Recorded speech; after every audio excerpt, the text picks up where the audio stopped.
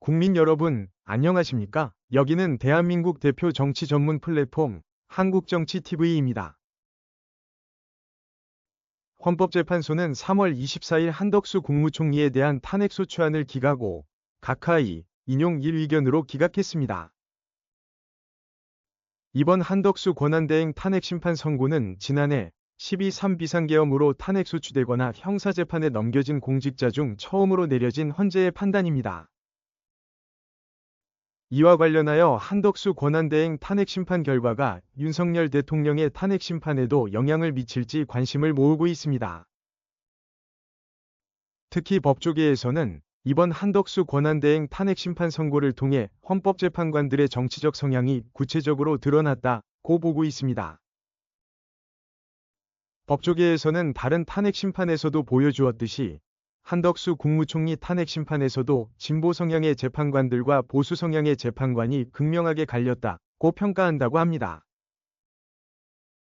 이에 따라 법조계에서는 한덕수 권한대행 탄핵심판 선고가 앞으로 있을 윤 대통령에 대한 탄핵소추에 대해서도 각하 또는 기각될 가능성을 높였다는 의견이 우세하다고 합니다.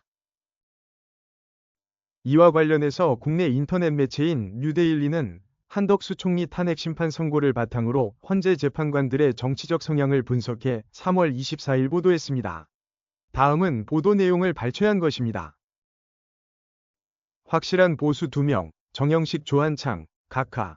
우선 법조계에서는 정영식, 조한창 2명의 재판관이 각하 의견을 냈다는 것에 주목하고 있습니다. 이번 한덕수 총리 탄핵심판에서의 각하 의견은 국회의 의결정족수 문제와 관련이 있습니다. 국회는 지난해 12월 27일 한덕수 총리에 대한 탄핵 의결을 하면서 대통령 탄핵의 의결정족수인 제적의원 3분의 2, 즉 200명이 아닌 과반수 이상의 찬성을 적용했습니다. 그 이유는 한덕수 총리가 대통령이 아니라 대통령 권한대행에 불과하기 때문이라는 것입니다.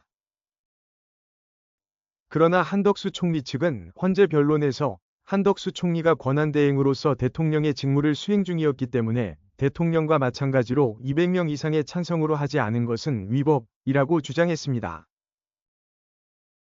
이와 관련해서 국민의힘은 과반수 이상으로 일방적 유권 해석을 한 우원식 국회의장의 행위에 대해 권한쟁의 심판을 헌재에 청구하기도 했습니다. 이에 대해 8명이 헌재 재판관 중 정영식, 조한창 2명이 재판관은 대통령 권한대행은 대통령의 권리사고라는 비상상황에서 대통령의 권한을 대신하여 대통령의 직무를 수행하는 자라고 판단했습니다. 그리고 대통령 권한대행자의 지위는 대통령에 준하는 지위에 있다고 보아야 한다고 했습니다.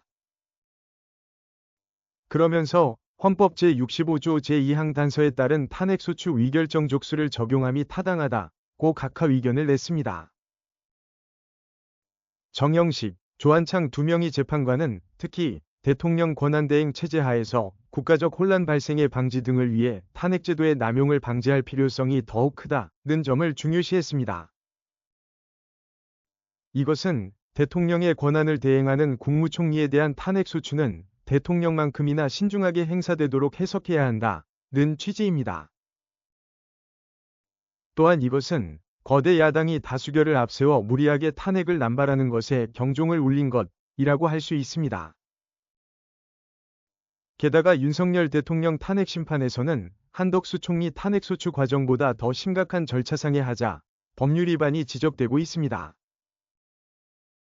이에 앞서 국회는 지난해 12월 7일에 탄핵소추안 의결이 무산되자 일주일 뒤인 12월 14일에 다시 위안을 재상정해 표결한 뒤 본회의를 통과시켰습니다.